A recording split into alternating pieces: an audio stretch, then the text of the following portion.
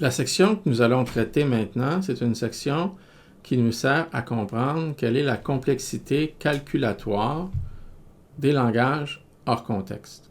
Ce qui nous intéresse maintenant, c'est d'obtenir un langage, un programme efficace qui va nous permettre, étant donné un langage hors contexte, tel que défini par une grammaire par exemple, et un mot, on voudrait un programme qui nous permet de décider si effectivement ce mot-là peut être engendré par la grammaire ou si au contraire le mot ne peut pas être engendré.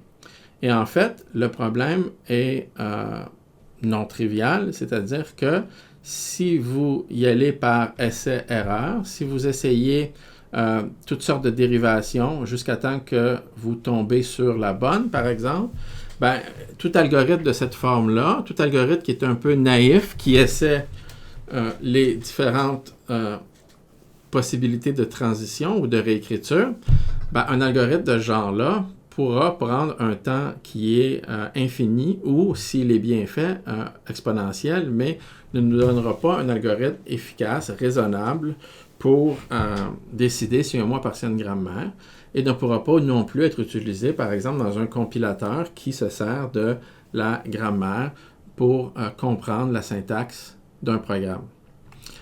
Donc, allons-y. Pour analyser un langage, on doit simplifier le problème un peu. C'est plus facile de montrer qu'on a un bon algorithme qui permet de décider si un mot appartient au langage, si au lieu d'avoir n'importe quelle grammaire hors contexte, une grammaire quelconque, si on se restreint à des grammaires qui ont une forme systématique qu'on appelle la forme normale de Chomsky. Chomsky, ici, c'est le célèbre linguiste qui s'est intéressé aux grammaires. Les grammaires sont utilisées en informatique, mais comme vous le savez, elles sont aussi utilisées en linguistique. Donc, qu'est-ce que c'est la forme normale de Chomsky? C'est une restriction assez sévère, assez stricte du type de grammaire que l'on peut construire. La plupart des grammaires que nous avons vues jusqu'à maintenant ne sont absolument pas en forme normale de Chomsky. La forme normale de Chomsky est une forme restrictive. Dans une forme normale de Chomsky, on se permet seulement deux types de réécriture. Premièrement, on peut remplacer une variable par un symbole terminal. Mais on peut aussi remplacer une variable par exactement deux variables.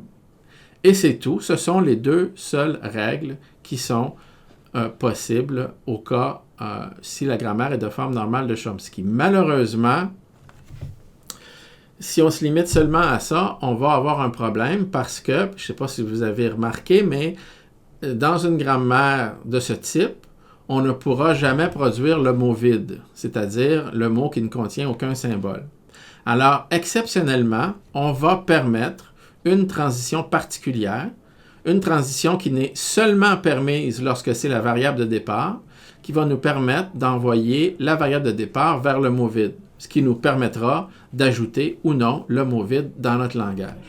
En fait, même si les formes normales de Chomsky paraissent très restrictives, même si les grammaires que nous avons vues jusqu'à maintenant ne sont pas en forme normale de Chomsky, en fait, il est possible de transformer n'importe quelle grammaire et de faire cette transformation de façon automatique, donc de transformer automatiquement n'importe quelle grammaire hors contexte dans une grammaire équivalente qui est en forme normale de Chomsky.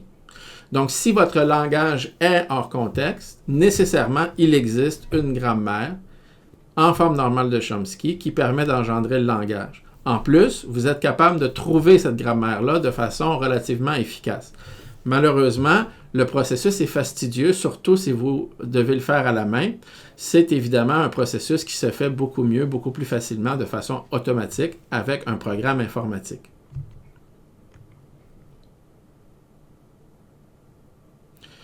Pour expliquer l'algorithme qui permet à partir d'une grammaire de produire une grammaire en forme normale de Chomsky, je vais tout simplement vous donner un aperçu de la construction. Il n'y a pas de difficulté particulière dans cette construction. Il suffit étape par étape d'éliminer les règles qui sont problématiques et les remplacer par des règles qui fonctionnent en forme normale de Chomsky. Premièrement, pour régler le cas du mot vide, on va ajouter une nouvelle variable S0 qui va vers S. Bon, S0 est une variable particulière. C'est la seule variable pour laquelle on va permettre S0 devient epsilon. Partout ailleurs, toutes les autres règles, la règle devient epsilon sera interdite. La première étape consiste à éliminer toutes les règles du type une variable A devient epsilon. En forme normale de Chomsky, ces règles-là, on ne les veut pas. Un des problèmes avec ces règles-là, c'est qu'elles font diminuer la taille du mot. C'est beaucoup plus facile si les règles systématiquement augmentent ou laissent de même taille le mot. Comment on enlève une règle de la forme A devient epsilon? C'est facile. Ce qu'on va faire, c'est qu'on va tout simplement enlever la règle. On enlève la règle A devient epsilon. Première étape. Bon, si on fait seulement enlever la règle, vous comprenez bien qu'on n'aura pas une grammaire équivalente, étant donné que si la règle était là, c'est qu'elle avait une utilité. Alors, ce qu'on va faire, c'est qu'on va réparer tous les bugs qui sont inclus lorsque l'on décide d'enlever A devient epsilon.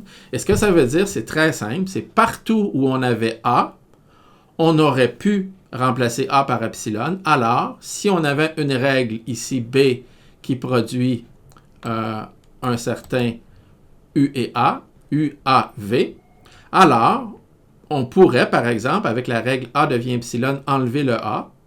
Comme on a retiré la règle A devient epsilon, alors on doit ajouter la règle B devient UV pour pouvoir aussi produire UV, qui peut être produit par le fait d'enlever A. Et donc, c'est un processus qui est relativement simple. De la même façon, on peut éliminer les règles du genre A devient B. N'oubliez pas, en forme normale de Chomsky, on doit avoir A devient deux variables ou un symbole terminal, mais pas une seule variable.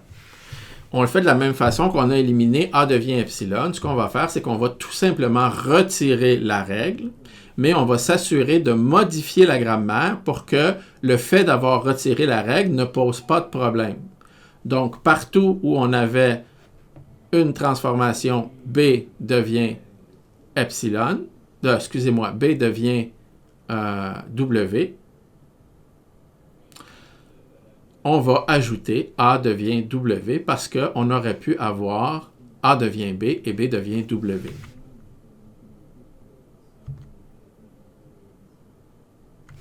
Finalement, on doit éliminer les règles qui ont plusieurs éléments, donc 3, 4, 5, 6 éléments à droite. Et pour éliminer ces règles-là, ce qu'on va faire, c'est qu'on va tout simplement diviser ces transformations-là qui se font dans la grammaire originale en une réécriture. On va les transformer en plusieurs réécritures en ajoutant des variables intermédiaires. En fait, vous voyez ici l'explication, c'est relativement simple. Si on a A qui devient U1, U2, U3 jusqu'à UK, alors on doit ajouter A1, A2 jusqu'à AK-2 et on va ajouter les règles. Premièrement, on peut produire le premier symbole, donc on aura A devient U1A. Et ensuite, le A1 peut produire le deuxième symbole, donc A1 produit U2A2. Et ensuite, A2 peut produire le troisième symbole, donc A2 devient U3A3, etc., jusqu'à la dernière règle où on produit les deux derniers symboles. Encore une fois, ces règles-là ne sont pas des règles parfaites. On n'a pas encore des règles qui sont adéquates pour une forme normale de Chomsky. On règle les problèmes un à la fois. Pour le moment, ce qu'on a fait, c'est qu'on a une règle qui produit plus de deux symboles et on le remplace par une série de règles qui, chacune d'entre elles, produit exactement deux symboles.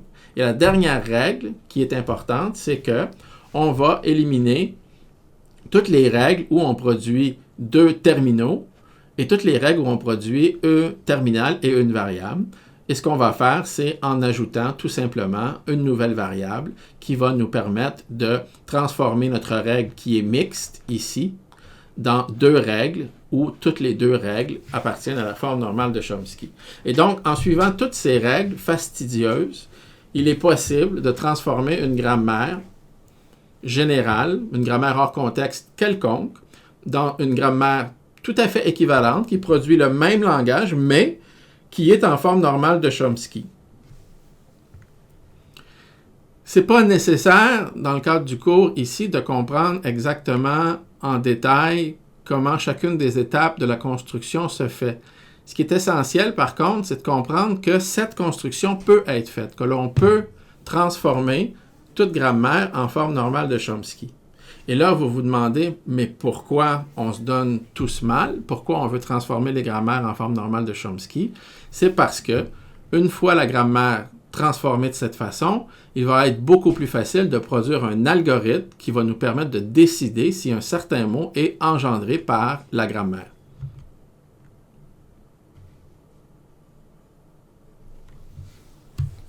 Maintenant, notre objectif est de présenter l'algorithme 3.2, qui est l'algorithme qui permet de décider si un mot appartient à une grammaire hors contexte, si un mot peut être engendré par une grammaire hors contexte. Première remarque, c'est que en forme normale de Chomsky, la seule façon de produire le mot vide, c'est à partir de la variable initiale. Il n'y a pas d'autre transition qui nous amène vers le mot vide. Donc, si le mot vide est produit par la grammaire, il sera nécessairement produit à partir de la variable initiale directement en une transition. Une autre remarque importante, si on doit produire le symbole X, le terminal X, eh bien, dans une forme normale de Chomsky, la seule façon de le faire, c'est en ayant une variable, A par exemple, qui a comme règle A devient X. Et c'est tout. C'est la seule façon de produire X. Donc maintenant, théorème 3.14, ce qu'on a, c'est que il existe un algorithme qui prend en entrée un mot W et une grammaire G et qui détermine si G est élément du langage de la grammaire. Pour une grammaire G fixe, l'algorithme prend un temps de calcul qui est cubique dans la taille du mot donné. Et donc, c'est un algorithme qui est relativement efficace. Voyons maintenant l'algorithme. Voyons maintenant comment on peut accomplir cette tâche-là. Normalement, l'algorithme est programmé est présenté en termes de programmation dynamique. Malheureusement, moi, ici, je ne veux pas supposer que vous avez des connaissances en programmation dynamique, même si c'est très intéressant. Alors, je vais donner plutôt un algorithme récursif, mais de façon générale, on présente l'algorithme en programmation dynamique. La première chose à faire, mettre la grammaire en forme normale conjonctive. En fait, le temps de calcul nécessaire pour faire ça dépend de la taille de la grammaire, mais c'est une chose qu'on doit faire une seule fois si on veut travailler avec une grammaire. Une fois qu'on a mis la grammaire en forme normale conjonctive, on peut tester n'importe quel mot. La grammaire est déjà en forme normale conjonctive. Excusez-moi, forme normale de Chomsky. Donc, la première étape de l'algorithme, eh bien, c'est facile. Si votre grammaire a que l'état initial peut engendrer le mot vide, et si le mot que vous voulez savoir, que vous voulez tester, c'est le mot vide, eh bien, vous acceptez, sinon vous refusez. Autrement dit, la grammaire en forme normale de Chomsky, c'est un cas particulier, engendre le mot vide seulement si S0 engendre le mot vide. Premier test à faire, qui est un cas exceptionnel. Mais ensuite, on va s'intéresser à tous les mots qui sont de longueur non nulle. Si le mot est non trivial, contient un certain nombre de caractères, en fait, on va définir une fonction f qui va être calculée récursivement. On va calculer f de 1n. La fonction f prend deux paramètres, un paramètre ij où i est strictement plus petit que, où i est plus petit que ou égal à j. Donc, on va appeler f de 1n et on va regarder est-ce que l'état initial est dans f de 1n. Si oui, on retourne vrai, sinon on retourne faux. Bon, ça paraît simple, mais toute la complexité de l'algorithme est dans la définition de FIJ. FIJ est défini de façon simple, mais sera calculé de façon récursive. FIJ, c'est l'ensemble de toutes les variables, de toutes les variables dans notre grammaire qui permettent, et en général, il y a plusieurs variables qui vont répondre à ce critère-là, donc toutes les variables qui permettent d'engendrer le morceau de notre mot qui va du caractère I au caractère J inclusivement. Et donc, on a un mot, W, et on va définir FIJ pour toutes les paires IJ. comme étant l'ensemble des variables qui permettent d'engendrer ce morceau-là du mot. Et avec une définition comme ça, ce qu'on va se rendre compte, c'est qu'on peut calculer les FIJ en faisant un appel récursif à d'autres FIJ. Et ça va nous donner un algorithme récursif. Voyons comment ça fonctionne. Pour calculer FIJ de façon quelconque, ben allons-y. Premièrement, FII, si I égale J, FII, mais c'est clair. FII, on veut savoir c'est quoi l'ensemble des variables qui permettent d'engendrer le caractère numéro I. Ben, la seule façon d'engendrer le caractère numéro I, c'est qu'on ait une variable qui engendre ce caractère-là. Alors, on passe à travers la liste de nos règles de transition et on produit l'ensemble des variables qui produisent ce caractère-là. Il peut y en avoir 0, il peut y en avoir 1 et il peut y en avoir plusieurs de façon générale. Si par contre, J est strictement plus grand que I, alors là, on a un mot de taille plus grande que 1, donc 2, 3, 4, 5, etc. Potentiellement, même I pourrait être égal à 1 et J pourrait être égal à N. On aurait en fait tout le mot. Eh bien, pour savoir si c'est quoi l'ensemble des variables qui engendrent ce sous-mot-là, ce qu'on va faire, c'est qu'on va diviser le problème en deux parties. La partie gauche et la partie droite. On va regarder est-ce qu'on peut produire, comment peut-on produire la partie de gauche IK par FIK et comment peut-on produire la partie de droite de K plus 1 jusqu'à J. Et là, on a toutes les variables qui nous permettent de faire la partie de gauche et toutes les variables qui nous permettent de faire la partie de droite. Il suffit de vérifier, est-ce qu'il y a une règle qui nous permet de générer une variable qui génère la partie de gauche et une variable qui génère la partie de droite. Si on répète ça pour toutes les façons de diviser le mot en gauche-droite, c'est-à-dire un caractère à gauche, K moins un caractère à droite, deux caractères à gauche, K moins deux caractères à droite, etc. Si on divise le mot de toutes les façons possibles, on obtiendra toutes les façons possibles d'engendrer ce sous-mot. L'algorithme est récursif. Si vous faites une implantation naïve de l'algorithme, ce qui va se produire, c'est que votre algorithme va fonctionner en temps exponentiel. Parce que votre algorithme va calculer FIJ pour le même IJ plusieurs fois. Donc, ce qu'il faut faire, si vous voulez avoir un algorithme récursif, c'est utiliser un algorithme qui va noter les FIJ qui ont déjà été calculés et qui ne les recalculera pas. Dans ce cas-là, on aura un algorithme qui va fonctionner en temps polynomial, en temps cubique.